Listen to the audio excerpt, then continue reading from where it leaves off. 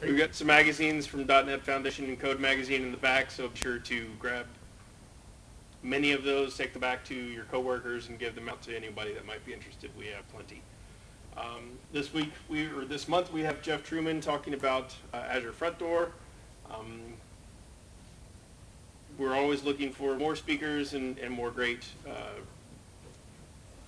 topics to talk about. So if anybody has any interest in presenting on a specific topic or want to volunteer a coworker or anything like that, we've also had a suggestion of maybe doing like 15, 20, 30-minute lightning talks and just have a variety of different people come up and speak on different topics. So if anybody's interested in maybe doing that, if you've never spoken in front of a group before and you might be willing, might be interested to speak on a topic, we'd love to hear from you, and we'll make arrangements and make that happen.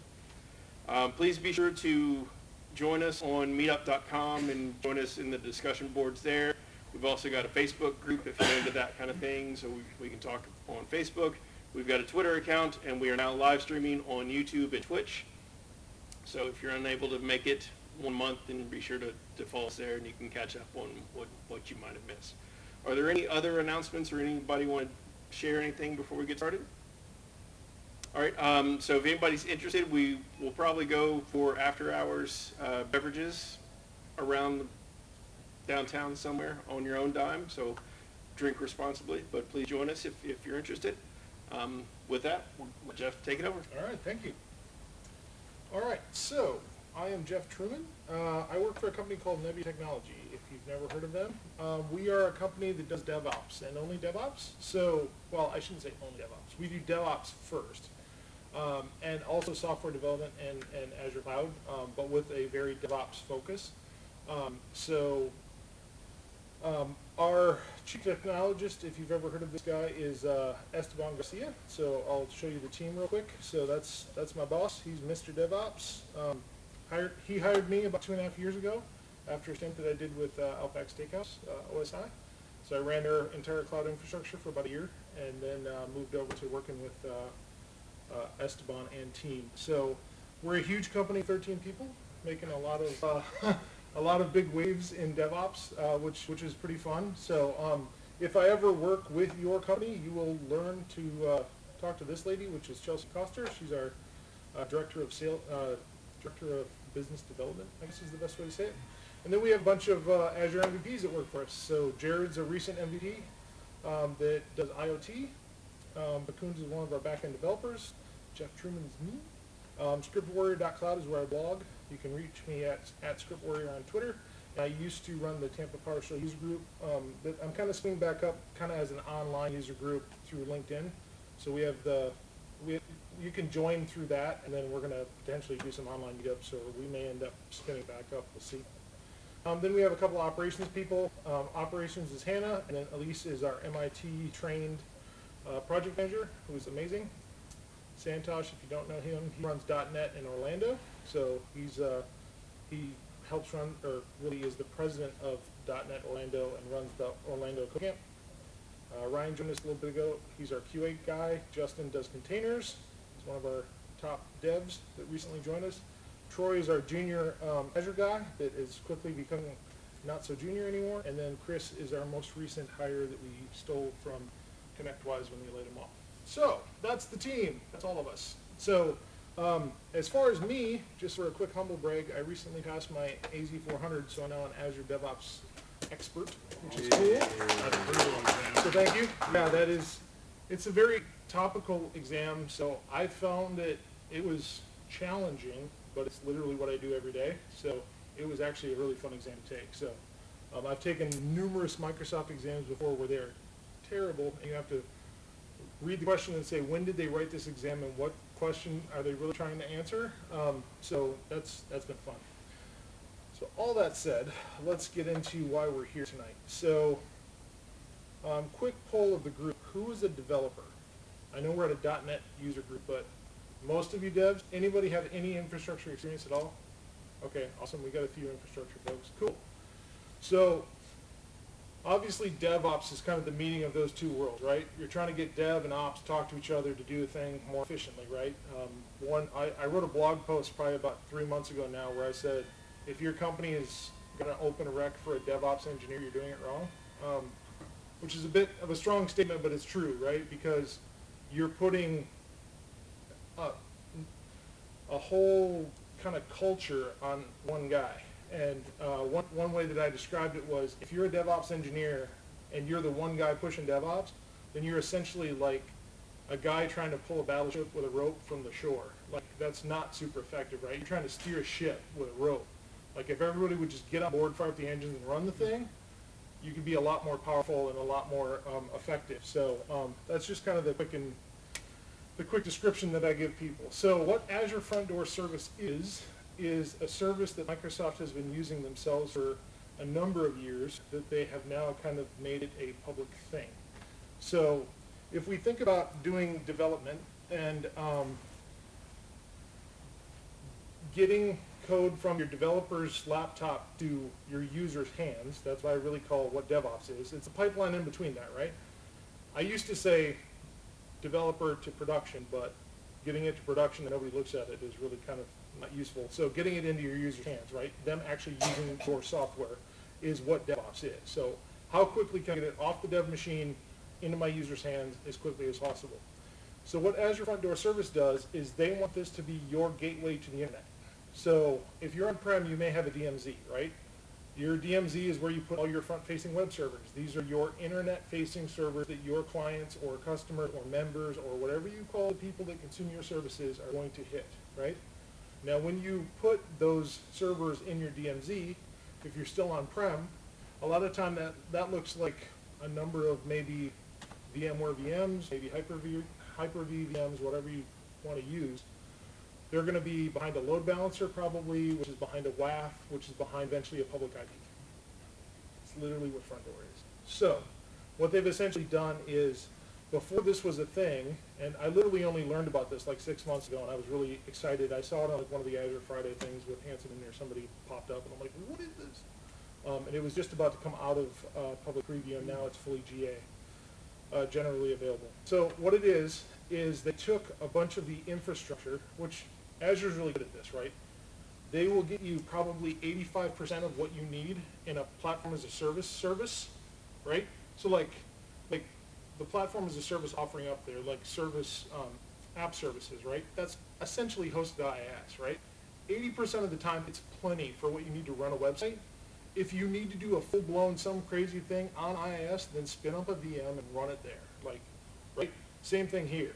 Like, it gets you 85% of the way there with the infrastructure you would normally need. So you get traffic manager, you get a load balancer, you get an application gateway, you get caching at the edge, all kinds of cool stuff. But if you really need to be able to modify your built-in like WAF firewall rules and all that stuff, then you got to spin up a Cisco or an ASA or a Palo Alto or whatever. That's out there, right?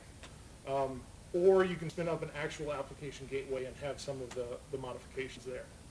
So in a nutshell, that's really what Azure Front Door Service is. When I say that they've been using it for years, they literally have been, because Azure DevOps, Office 365, Dynamics, they all run across these rails. So when you're hitting those services, you're coming in through Azure Front Door to hit those services. So that's pretty cool. So let's go out the portal.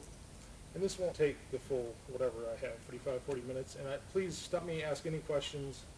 I want this to be as interactive as possible. You mentioned WAF earlier, the CD in there as well. So yeah, it is. Yeah, there's But your Captain DevOps, also like your thoughts on this versus like load balancer and the other Azure products that kind of step into this realm and don't. So- API management. Right. App management, it seems like this is the mega. And I just started learning about this myself, so I'm like, ooh, Jeff knows all. right. Right. But He does. I gotta remember my password here. If that doesn't work, I'll just log into my Jeff account. is awesome. Right. No, it has something to do with it has something to do with the rating that I personally have for my wife, is actually what it is. But anyways, give me 1 second. It's on the internet. That's fine. Good on site. Yeah, no. Okay, so let's use this one instead. Use my demo account. There we go. Okay, so let's jump into the portal. Hopefully most of you have at least seen the Azure portal and know what it looks like, but in a second, if you haven't, Azure portal. So let me jump into, 1 second, get into my correct place here. Okay, it's fine. Okay, so what I've got is a resource group, and in fact, I'll just build this from scratch and I'll delete it when I'm done, so that this one doesn't get mad at me for leaving stuff running. Go. So we're going to create a new resource group. As I'm walking through this, I'll just tell you why I'm doing what I'm doing. So resource groups in Azure, if you're not aware, they are a container for your resources, and you front door demo. Oops. And the way that you divvy up your resource groups is literally you combine resources that are going to be deployed together in a single thing. So if it's a product, right, you may have different chunks of the product. You may have front end, back end, stuff like that. That might make sense. If you're going to deploy the front end multiple times, the back end is going to stay the same because it's APIs or whatever. That can sometimes make sense. But a lot of times it's your product, right? It's whatever it is, you know, my app dot whatever, and you combine everything in there that comprises that product, and then every time that you run your pipeline or your CI/CD, it's going to deploy that product as a group. The beauty there is that in Azure you have zero remorse for spinning stuff up and trying stuff. If it doesn't work, you just blow it away and try something else. So, no, that's actually DevOps right. Where did my Azure? Oh, because I called it front door. That's why.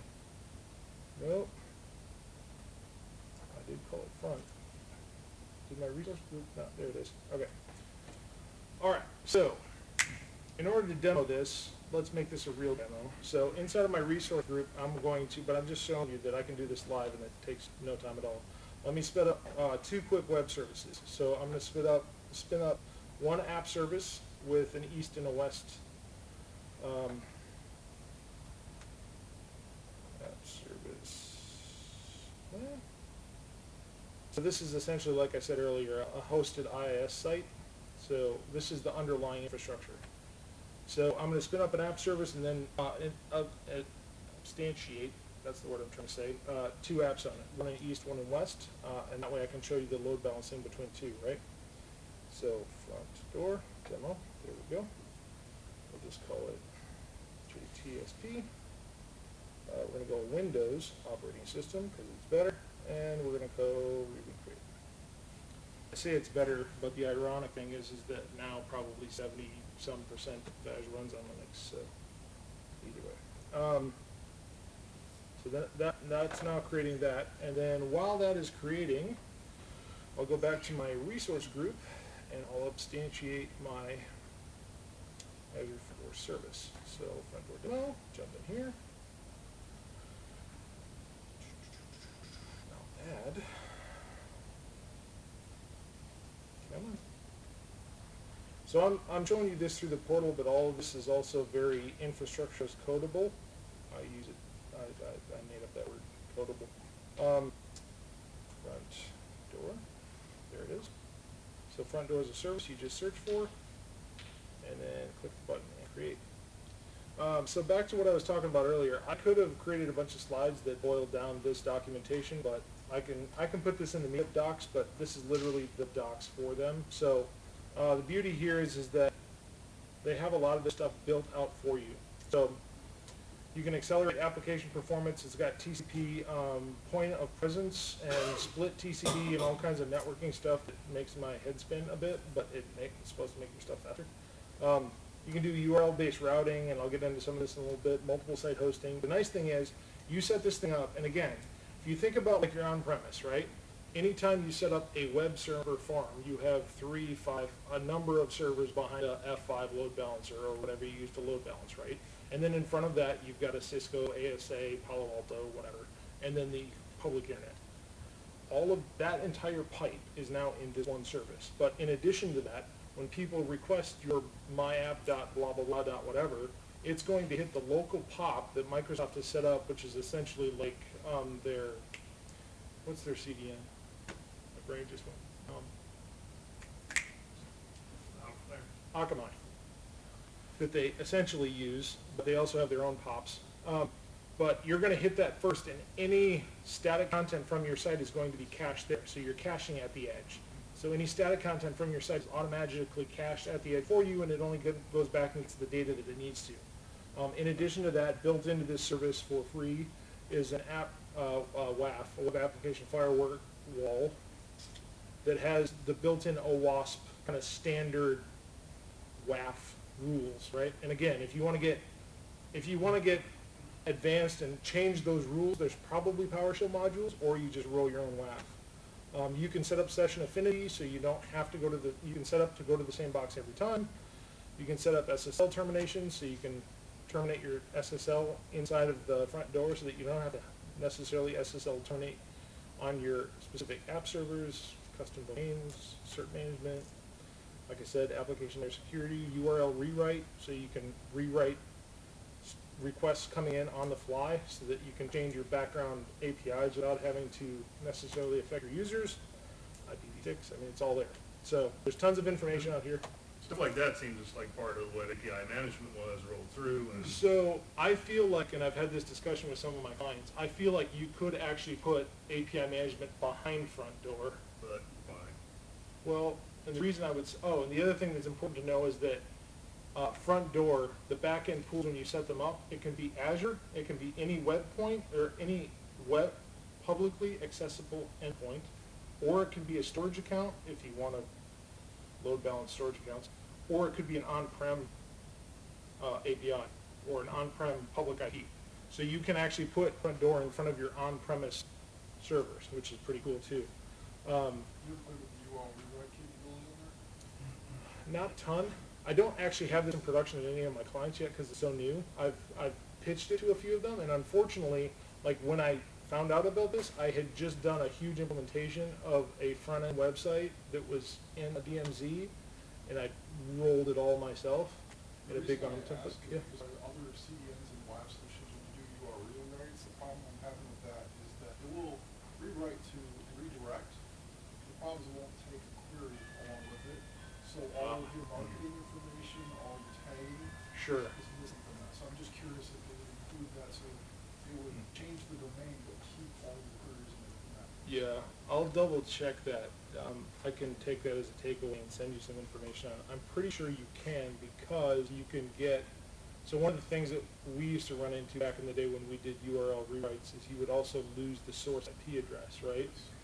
So there's some functionality, like in F5s, you put in some extra rules that pass that through the rewrite, and I'm pretty sure that that's built in. So it's checkboxes. So that's exported for. Yeah, export, exactly, that's what. But this is after, like, the question mark, this is a query at the end. Ah. You want to tag that again, so that you're not missing all of your counters and things that marketing is checking. Sure. When you rewrite from one domain to another domain. Oh, I see what you're saying. Right. You either redirect or you rewrite something. Right. You lose your query, so you can't get your counters. Yeah, You're yeah, actually yeah. hitting your It's like a Bitly redirect, you pass a query string, nope, not happening. Yeah. Yep, Sure. shortened ones cause that same problem, so I'm just curious how advanced the URL rewrite is. Yeah, that's a really good question. Honestly, off the top of my head, I haven't tried it, so I'm not sure how that would be handled. I know I've handled that in API management, where you can definitely configure it to pass that stuff through because you could change the contract on it. As long as you keep the contract the same, so the same query string is, you can change the entire underneath service and it doesn't care because it's doing the rewrite and passes it all through. So I've definitely done that, but it should be similar because we're using the same technology here. But anyways, let me go forward and create this front door quick. So demo, US Central.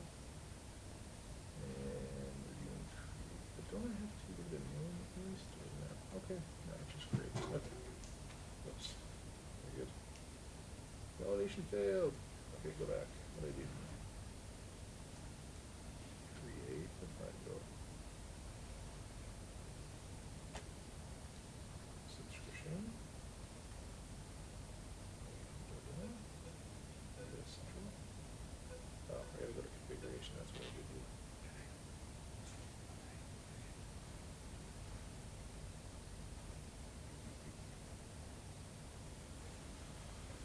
So this is one thing that's important to realize. So when you do this, when you set up an Azure front door, what you're going to essentially set up first is an azurefd.net. That's going to be what you end up CNaming your myapp.com to this thing, right? So that's your quick front end redirect. It's just going to be a DNS CName to this. That's when it hits the front door and starts doing it from there, right? So we'll do that. I don't need session affinity, so I'm just going to go ahead and add that. I'm not going to set up my backend pools yet because we'll do that in the next step. You can add tags if you want to, just for billing purposes. We'll review and create. We'll get this thing kicked off. Why?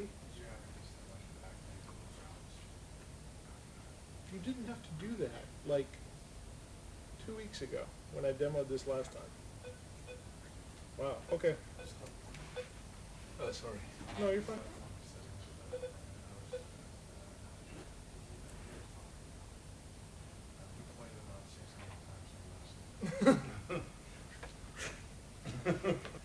Yeah, maybe you should be up here doing this.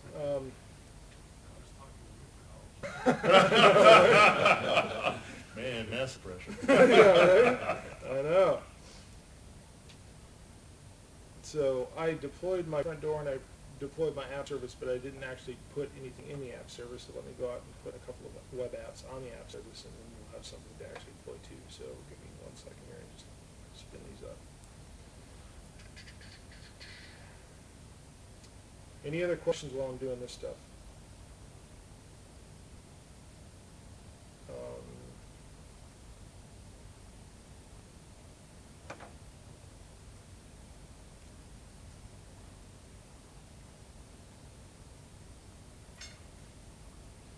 So one of the big things that we see at Nevia is as we go into new clients, or even sometimes existing clients, they're scared to go to cloud because of security.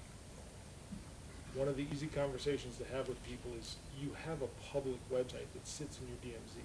Like there's no customer data there. It is a public thing on the internet. Could we maybe move that to Azure and at least try it, right? Then we can set up the Azure pipelines. We can show you how easy it is, and then we can have the discussion about why we can secure your cloud environment probably better than you secure your own on-prem. So that ends up being a pretty interesting conversation. Come in here. Did you mention anything about pricing? Is there compute?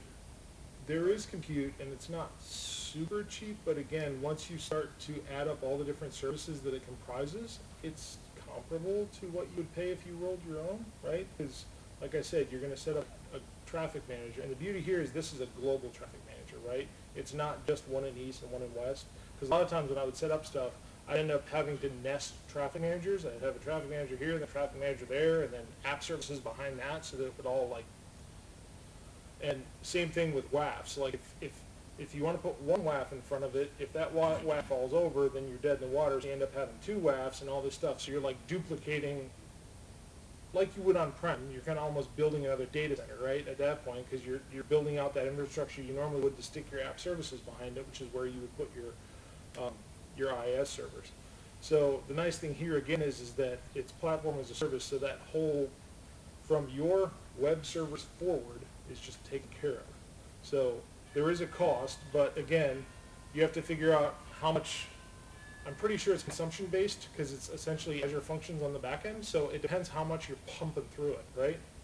If this thing is running at 300 miles an hour all the time, then yeah, it's going to be expensive. But again, you have the knowledge that this thing's running all of the stuff that you didn't have to roll yourself. So let me spin up 2 web apps real quick. Any other questions? It can be Azure DevOps related as well, as I'm just building some quick web apps. And like I said, you can totally ARM template this whole thing out. I just didn't for the purposes of the demo. Have you actually played with ARM templates yet? Oh yeah, I live in ARM templates every day. Worked well? So the beauty of ARM templates and the reason that we do infrastructure as code is because as developers, you guys realize that source control is kind of important, right? Like it's important to version your code and know what 6 months ago looked like. Well, the interesting thing is auditors are now coming in and saying, we had this thing blip on your whatever 6 months ago. I want to see what your code looks like. In Git or TFVC, that's pretty simple. You go back and you say, here's the code. Well, the beauty of it is that they can say, here's the code, but they're like, okay, I want to see that code running somewhere. And you're like, I have no idea what my environment looked like 6 months ago. I mean, it's kind of what it looks like now, but there's been patches, there's been revisions, there's been that one time that Tommy fell over the server and we had to rebuild it, whatever it is, right? The beauty of infrastructure as code is that your entire environment is described in a JSON document, right? So that can live right next to your code so that you can version your environments. And that same infrastructure as code runs through the exact same pipeline your code does. So when it goes to dev, that infrastructure as code opens every port, it deploys database, it does everything you need. So you don't get to QA and you're like, well, why did it work in dev and not in QA? Oh, we forgot that port. No, it's in that document. And now the beauty of it is that big four, like auditing companies, are starting to understand infrastructure as code. So when they walk in and we're like, I want to see what that looked like 6 months ago, you hand them a JSON document and they're like, oh, all right, that's what it looked like, right? Or you can go back and literally spin up a resource group in Azure, deploy your code, or deploy the infrastructure, deploy your code, section it off into this little bubble and say, here, this is literally 6 months ago a snapshot with database backups from 6 months ago. You know, you have to do some data stuff, but you can literally get a point-in-time restore of your entire production environment right here, and they can hack around and look and say, oh, that's what happened. Okay, thanks. Tear it all down. It's actually good. I had a guy blitzing me today because I posted a meetup. He's like, why do I need a fancy DNS server? But the whole, infras code, versioning it, auditability, replayability. And now it's getting to the You're a salesman. That's good. now it's getting to the point that the pipelines that the code and the infrastructure runs through are Microsoft now making that YAML, which is basically a description of that thing. So now you can even source control the definition of the pipeline. So it's kind of crazy to think about, but literally you can have inside of your repo everything, including your code, your infrastructure, and the pipeline that actually deploys the code, and not have anything actually deployed in DevOps until you click build. As it builds, it creates the pipeline, builds it, creates the release, builds it, and then pushes it, and it tears it all back down. And the other interesting thing to think about is, talk about dog fooding. Microsoft creates and writes Azure DevOps inside Azure DevOps and deploys Azure DevOps with Azure DevOps.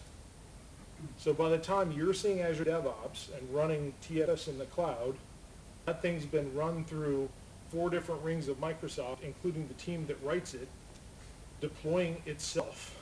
So by the time you get it, it's normally pretty stable. Is there some weird stuff sometimes? Yes. But anyways, anything else?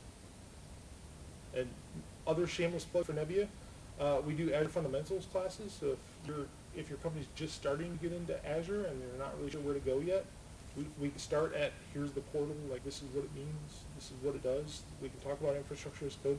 We do Azure roadmap sessions, like what does your infrastructure look like now, where do you want it to be in cloud, and give you a document that does that.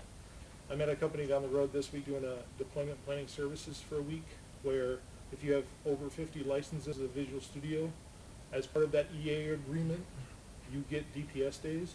That's a week of my time where I come in. I can't touch a keyboard on your environment, but I can validate your migration path from TFS to Azure DevOps and hand you the plan that you could implement Azure DevOps with. And then if you choose to, I could come back, you could pay my company money and I could do it for you, or I could help you, or whatever it is. So we do a lot of different stuff. So, and I have cards at the end. And, but any other questions, please feel free.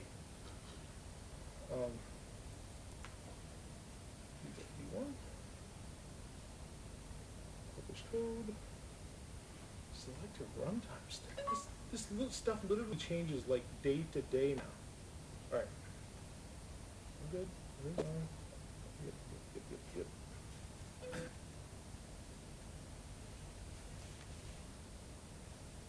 I guess let me ask this of you guys. Anybody have a pain point that they're fighting at work right now? Anything? Everyone's like, don't ask that question. I know we've all had pain points, right? While I'm deploying app services, it's just something to get the That's where I started. With your infrastructure as code, do you find yourself leaning more towards ARM templates or using Azure PowerShell? I was gonna ask him that, but. Because So, I've seen I can deploy an environment in 70 lines or less in PowerShell, and you're managing over 2,000 lines in ARM templates. I completely understand. I agree with you, and it is an interesting topic. The reason that I lean toward ARM templates is because when Azure redesigned themselves, so when they used to have the old Blue portal, it was terrible. That was the old ASM model, right? So when they first made up Azure, it was kind of supposed to be a dev playground, right? So they made classic cloud services. At that point, they were called cloud services. It was hosted IaaS, which underneath was a VM. They could actually RDP2, right? They quickly realized devs got smarter and started to leave those things on, and they had a dedicated VM, and then they needed infrastructure, and so they started to build up to having full-blown infrastructure. So when they redesigned, because ASM would not scale to the size that they needed, they redesigned and they came up with this Azure Resource Manager like engine that runs Azure now. Anything that you do through the front end, there's PowerShell in the background that's creating ARM templates that create a thing, right? So actually, when I was going through the little wizard and creating the web app, right before I hit create, there's a button that says automation option or something. You click that and it shows you the ARM template it's about to execute that's going to use against itself to do the thing, right? I agree with you. When I was at Blooming Brand, we did everything via PowerShell script because it was just easier. The one thing about PowerShell scripts is that they're not as easy to tell what version you're running against. So in the JSON document, you're specifying which version of the API that you're hitting. When you run the PowerShell commandlet, it's hitting whatever it chooses to hit, which is probably the latest version, which is normally okay, but sometimes auditors get a little weird about that. They want to know, right? I know a lot of guys on the PowerShell team proper that have been there since like Monad days, like before version 1 of PowerShell. Recently left Microsoft and are now at AWS, but basically the core PowerShell team kind of got to the point that they're like, we're at version 7 and we're kind of basically, we're not done, but like it's pretty fleshed out, and now the junior guys can like take it up, or the now senior guys can take it up and kind of run with it. But now kind of, because I've also had people ask me, well, should I Azure CLI or Azure PowerShell, right? Well, at the end of the day, underneath there's REST API calls that both of those are calling, right? The API is really what's getting revved. It's not the CLI or the PowerShell commands at this point, right? They might do small updates to those, but plus those are now fully open source. So there's community that are building up those commandlets, so Microsoft doesn't have to write that stuff anymore. They're worried about the underlying APIs. So that's a long-winded answer for it depends, which is Microsoft's answer to everything. There's It wouldn't have taken me that long to say that. yeah, I know. Well, you've been doing this longer than I. You ever use Terraform? I haven't. Esteban has. He did a fast track engagement down in Texas like 2 weeks ago, and they were doing Terraform. So I don't know. Terraform's another one of those interesting things that's gaining popularity because it's cross-platform. But if you run PowerShell core, that's cross-platform now too. So it's the big thing to know in Azure is there's 10 ways to skin that whatever animal you choose, right? Whichever one you don't like. There's multiple ways to do a thing, so it just depends on what's more supportable for your company. Are you the only guy that knows Terraform? Is that really effective, right? Even though you love Terraform, you're the guy that knows Terraform, and when you go on vacation, they're going to call you. If you do it in PowerShell, there's 5 guys that know PowerShell. Maybe that's more effective. If everybody on the dev team knows somewhat about what ARM templates is, write it in ARM templates so that everybody can support the thing, right? That's the one thing that I caution DevOps practitioners about is that sometimes they go off in the weeds and they're like, ooh, Kubernetes, and you're like, that's awesome, but you're the one guy in your company that knows anything about that, and if you put that in prod, guess who's supporting it? You are. And then you're sad because they keep calling you when you're trying to sleep at night. So there's a lot of discussions there. So Any other questions? I'm going to do one more quick web app. I don't have to, but I will. And I'm not going to talk all night either. Literally, I'm done in like the next 10 minutes, so feel free to ask me any other questions. The infrastructure is code and English for systems like that. Do you ever look at that and compare it based on what's the documentation? Sure. Would you consider using other documentation that don't use your code as documentation? So the problem that I have with documentation in general is A, I hate to write it. B, the moment you hit save, it's out of date, right? Like literally, right? So when I was at multiple companies in the area, we would Confluence or SharePoint or, right?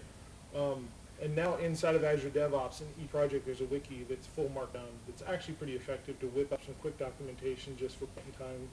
But I always put a point in, I literally put a timestamp on my entry so that I know how old that stuff is, because quickly I'll have to slam something in and forget to document it, and then that helps me to remember when I wrote the documentation. So I'm like, yeah, I did this a week ago and I wrote that 2 weeks ago, so obviously this isn't there. So I don't even have to think. I'm just like, that obviously is there, so let me document that quick.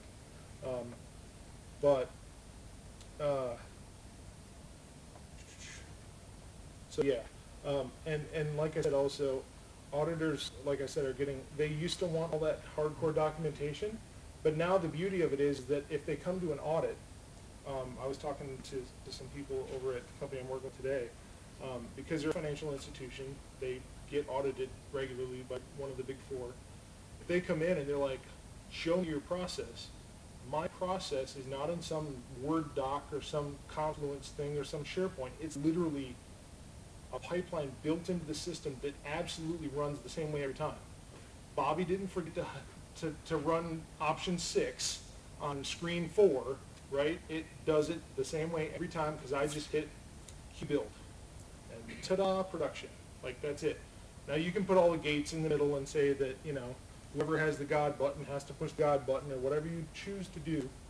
You can hook it up with ServiceNow, and there's easy integration there. So if you have ServiceNow, the CRs, as soon as they get closed, that can kick off your release. There's all kinds of fun stuff you can do.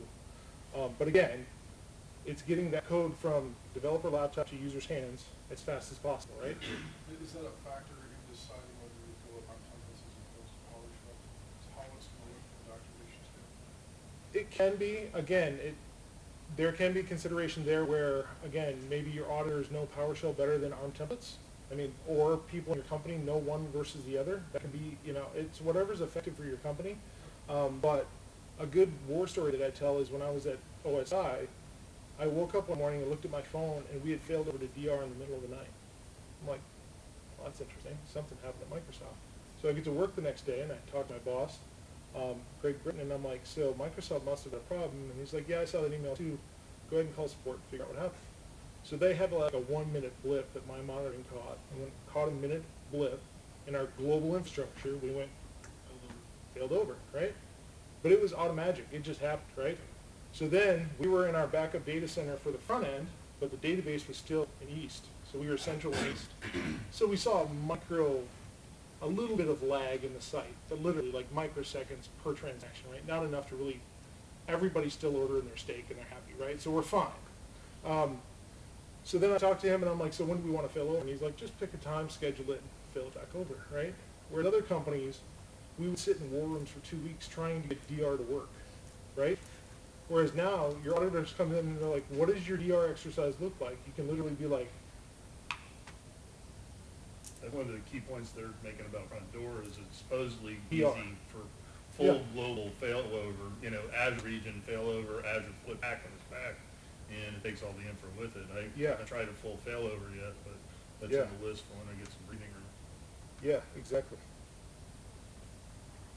So that's the beauty of it is literally, and the other nice thing is literally you can, when the auditor comes and says, show me your DR, you can be like, I can't because it's not even a thing yet. Hold on 1 second, give me 10 minutes, let me spin up DR for you. Like, you're not even paying for DR, because if you ever get in a DR scenario, as long as your company can handle 5 minutes of downtime, you have nothing in Central, right?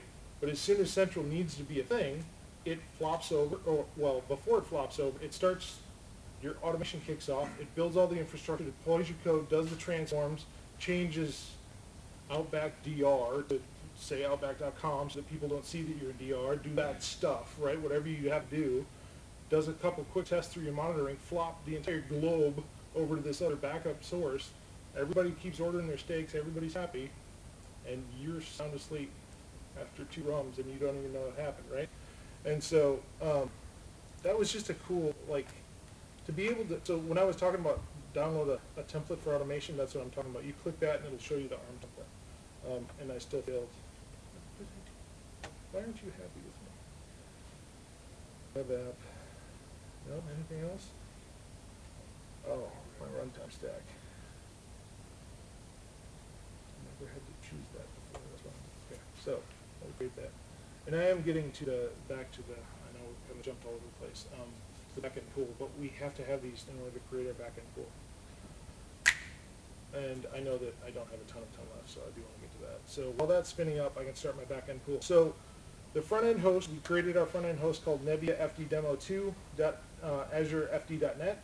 Now my backend pool is going to be the 2 app services that I just spun up, right? So when I add a backend, I come in here and select what my backend host type is, and like I said, you can have app service, cloud service, which is the custom, or the old ones. You can do storage or a custom host, and custom host can be any publicly accessible endpoint. So I do that, and then I spit out that guy. Then down here you can also specify which ports you want to hit this thing on. So 8443, you can set up priority and wait is kind of some of the Azure Load Balancer stuff, right? And then we'll add that.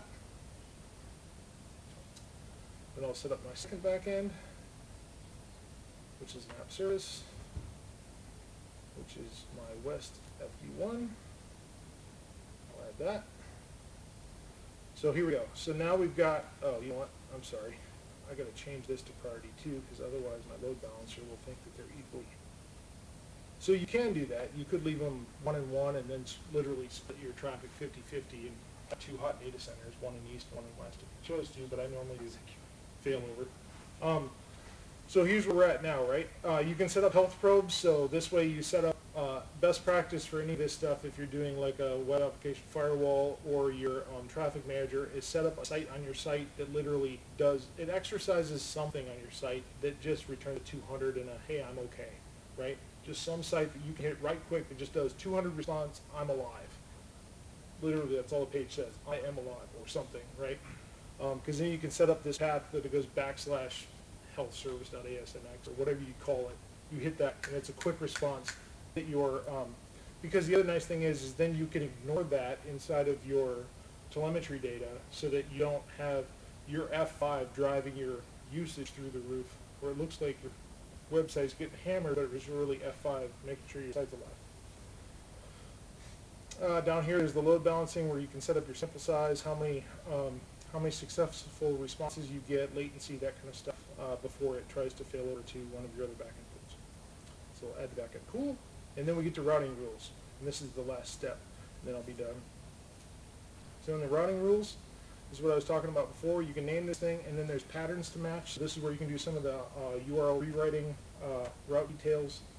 So you can do URL rewrite and also enable caching. So if you enable caching, it for that routing rule, it's going to cache any static content out of the edge for any of those servers, or any of those services. So, any questions based on that? It's probably Redis on the back end, yeah, normally. But it's Redis, the underlying infrastructure is probably Redis, but it's basically doing like Akamai at the edge. So it's using Akamai POPs throughout globally. So that's the beauty of it. If you can host your stuff in East US and service customers efficiently in Nicaragua because they're getting most of the content from whatever the closest POP is to them and just coming back for the specific content that doesn't get cached. And there's some caching rules that you can figure through PowerShell and stuff too if you have specific stuff that you want cached that isn't. Is this some kind of protocol that you could probably explain better called ACAST or split TCP? Right. and I don't know what that means. So that was my next question: is what the hell does that mean, a great one? Honestly, I don't know. I couldn't. It's just something that they said it's something that efficiently finds Yes. near top. It is. It's kind of like when you're sitting on your VPN at work and you're going out over the internet and also hitting internal traffic. Like your internet traffic goes down a different pipe. It's called split TCP. So your internet traffic goes out that way. So you're not going to your data center to get to YouTube, right? So they split tunnel that stuff out this way, and then the internal traffic goes there. So similar technology. Any stuff that is cache data can hit the cache, and the other stuff goes out, grabs that, pulls it back, slams it together at the cache pop, and pushes it to your server. A good example is the VPN split tunnel. Right. Behaves the same way. Yep, very simple. Any cache is more like a GeoIP. Right. So Okay. multiple devices have the same IP address, Mhm. but it's going to go to one that's geographically closest to it. Right. Yeah. Which is, yeah, you can do that also with Azure Traffic Manager. So you can stick those so that if you have multiple traffic managers, they'll hit the closest one first before hopping through your stuff. I mean, like when you're in the doc, there's a certain one there where they go, if you're doing this one particular thing, use Traffic Manager, Right. otherwise use this. Yeah, the docs are really good, and there's tutorials and samples. There's also, like I said, the way that I found this was a 5-minute video that Hanselman did with one of the guys that helped write this stuff or is on the product team. It's really good too. So all of this stuff's out here, samples. In fact, there's the resource manager templates that help you deploy stuff right there. There's geo-filtering, health probes. It's all there. All the concepts are there, so you can definitely go out there and check that out. HTTP2 support. The biggest thing to remember about, especially like ARM templates, if you're starting to get into it, it seems really like difficult. There are entire GitHub repos. There's literally a GitHub repo called Azure Quick Start Templates that is hundreds of templates. You can go down and pull down. And like we said in PowerShell with the modules, like steal from the best and write the rest. Like seriously, there's tons of stuff out there. You can take 3 or 4 of these templates, cobble them together, try it out. And again, a lot of you probably have an MSDN account. Like you've got $200 worth of credit or whatever, just turn and burn there, and then once you have something somewhat workable, show it to your boss and get a wage increase. So is there any pricing difference between caching on I'm sure there is.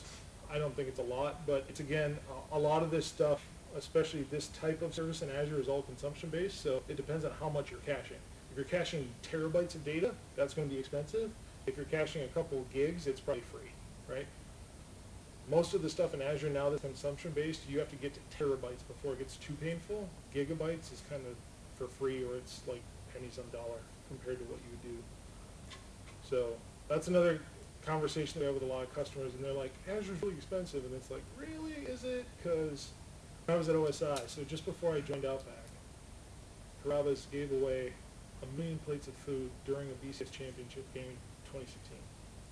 So like during one of the commercials, they flash up this URL this long, and they told my boss, they're like, don't worry about it, we worked with this marketing company, we're going to have this URL this long, so nobody's going to hit the front end Carrabba's site. And they're like, yeah, okay.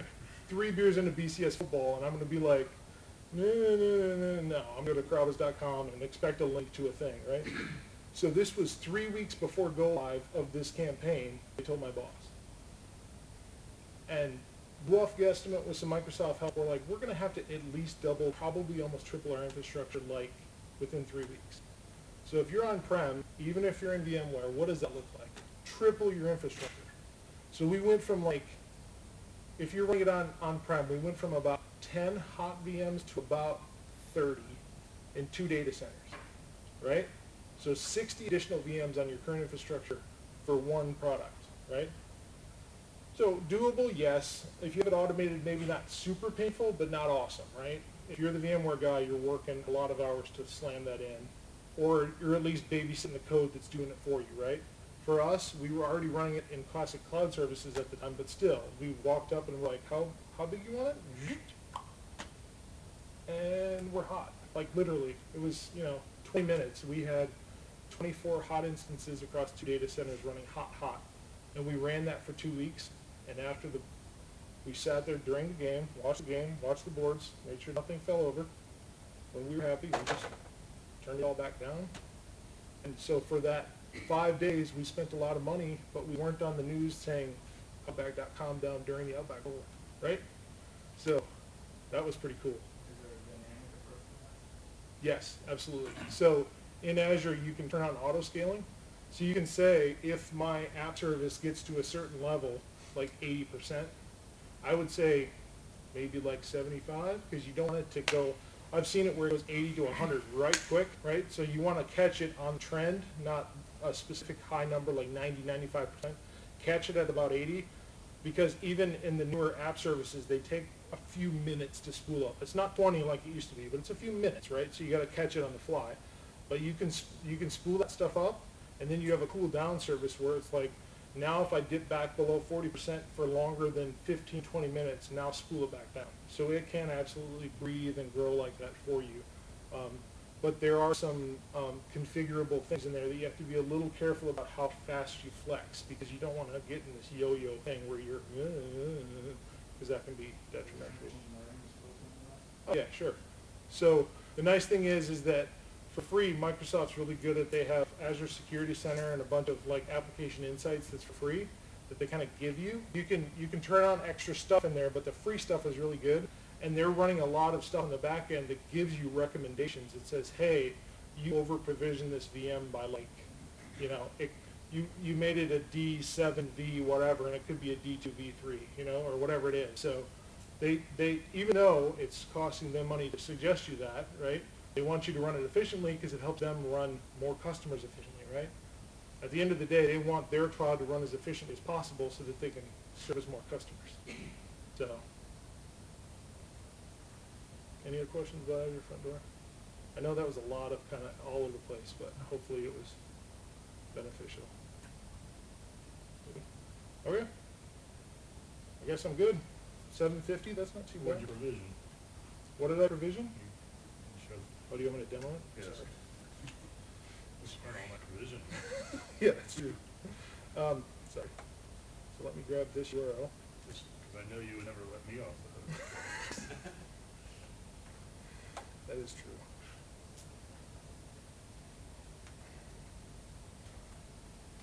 So if I hit that, what did I do? Did I spell something wrong? Azure FD.net. Your routes didn't look like they had finished. You're right, my route didn't finish. Still provision. No, I probably never created a route because I talked about it and closed it. All right, you're up. We're gonna sit here until they finish. Yeah, right? The boss. The bosses spoke. I think that would work. All right, we got at least 2 MVPs. You still haven't created the job. Help me out. What did I do wrong? Review and create bottom left hand corner. Thank you. There it is. Thank you. I should actually create the create button. Validation pass. Now it's actually pulling out. You gotta hit create again. Right. You gotta be super simple. This is why I don't use the portal often. I normally PowerShell or Azure CLI or run a template because there's, and literally, I did this exact same talk in Orlando, what, 4 weeks ago? 3 or 4 weeks ago? The demo has fundamentally changed the way that I have to create the app services. Like, that wasn't there 3 weeks ago. They just implemented a new way of creating a portal. Yeah, it's crazy.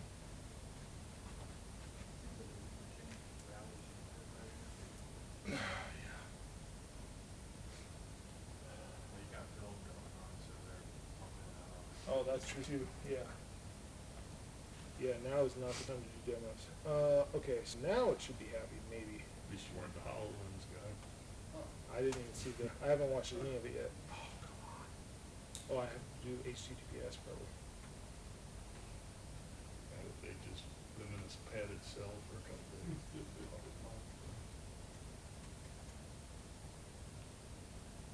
It's probably gonna go to until you get the successful holodeck too. Thought that was there.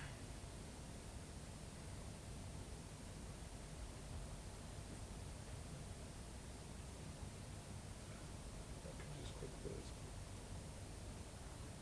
There we go. Woo. All right. the other part of that I have done before is I jump in and actually change the two sites and say Microsoft Azure East and West, and then I can turn one off and show that it's over. But you guys know how load balancers work, so I'm thirsty for a beer. I would like to see it. Do you really want to? I can. Okay. So give me 1 second. So actually, it does go into something that's kind of cool. So let me go to my app services here. I'm going to show you something you should never use. Let's see. West D1, East D1. Yeah, I totally was not very consistent on any of them. So in here, stop jumping around. Unless they moved it, but it was here. There is a, there you go, thank you. You used to have to jump through Kudu, but now you can actually do it this way. So by doing this, what it's basically doing is remote connecting you through some magic and kind of what they use VS Code to the back end of your actual site that's running on the box if it ever loads. And we'll actually show you the code that's running. So if I go to www.root, oops, here's my actual site that's running. So here's my app service welcome right here. So I can just hold this one. This is my East. Like I said, never do this because this is not, I mean, you do check in this change, essentially, but it auto-saves it, and it does record that you changed a file, but you're doing it hot on the server, which is not what you should ever do because you're kind of going against, change processes and stuff. So. It's good for troubleshooting, because it has to create stack traces. Yeah, it does have stack traces and stuff like that, so it definitely can be effective for that. That's actually how I figured out the issue was with my program. Really? Yeah. Yeah. Yeah, absolutely. So we'll jump into this one.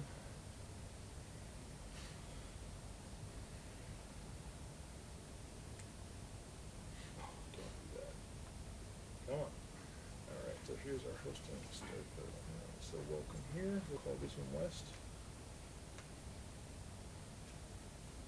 And it's totally smoke and mirrors because I think we're both working in Central, but whatever. There's still two different websites, so that's been saved now. So so now if I go back to my Azure Front Door service, oops, no. So here we're running, right?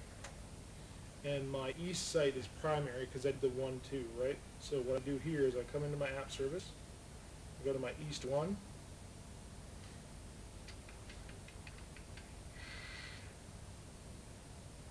Stop. That was a fun one. I was at a pretty progressive client once, and it was like 3:30 on a Friday, and their director came in and they're like, "How do we know the DR really works?" And the guy was sitting with said, "Hold on." He pulls up a screen on the computer, and he goes to production, goes to their main instance, and hits stop. And he's like, "What did you just do?" He's like, "I turned off production." He's like, "What?" He's like, "Give it a second." There we go. We're back up. Is that a good enough DR exercise for you? It's like, wow, I don't think I can do that. So this is now stopped. So come back over here. Hit go, and I'll watch. I'll probably get, yep, error 403. So the reason that I got an error 403 is because my health checks all haven't failed yet. So it's not an instant failover. You can make some modifications to the default rules in Front Door to make this faster.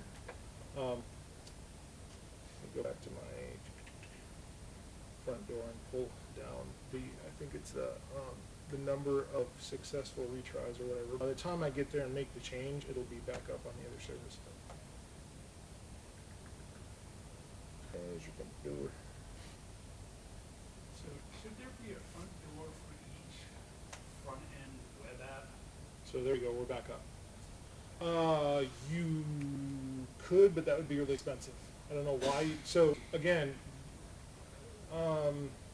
because you can do multiple, so the beauty of Front Door, and I'll show you back here, because we're now up this Front Door Designer, it's a multi-tenant solution. So you can have multiple, come on. When I set up that Front Door URL, you can have multiple URLs there, right? Those multiple URLs can feed to a specific backend pool that feeds to something else. So it's kind of like an F5. You can have multiple VIPs that talk to multiple, blah, blah, blah, right? So it's that.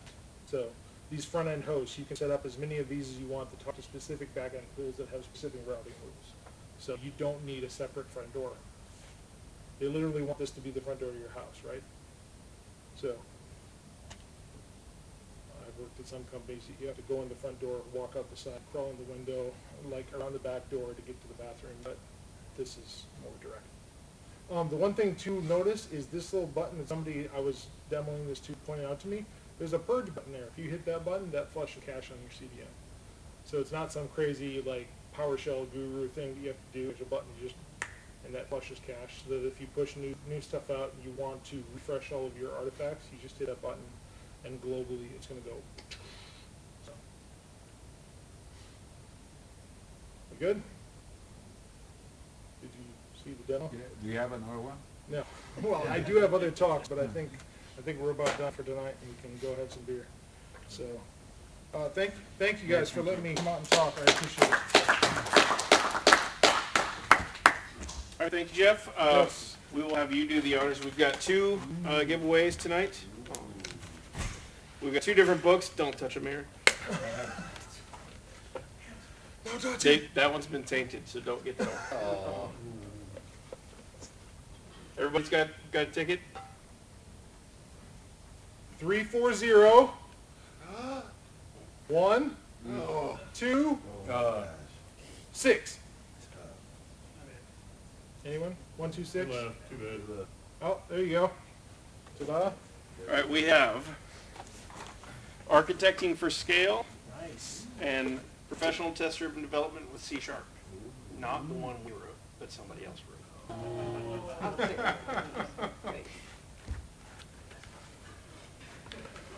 All right, book number 2. 340115. So Well played. Test-driven development for the security account. All right, thanks everybody for coming. We will go for adult beverages on your own dime afterwards. We will be here again next month with Kelvin talking about Cortana, and still looking for other talks and other speakers and other topics. So if you're interested, please let us know. Like I said at the beginning, we've been asked if we wanted to do like a special lightning talk session, 15, 20, 30 minutes. So if you've never spoken before, or you have something that you don't think will take a full hour and you want to speak, be sure to let us know. Follow us on Meetup, join the conversation in the discussion groups, join the conversation on the Facebook group, follow us on Twitter. We have live streamed to Twitch and YouTube this evening, so you can find past presentations there as well. We have one more giveaway. We have one more giveaway. Woohoo! We have a USB something or other Oh. from Nebia. USB hub. USB hub. You want to pick the winner? Sure. All right. 128. 340128. Did everybody throw away their tickets already? Perfect. She won it.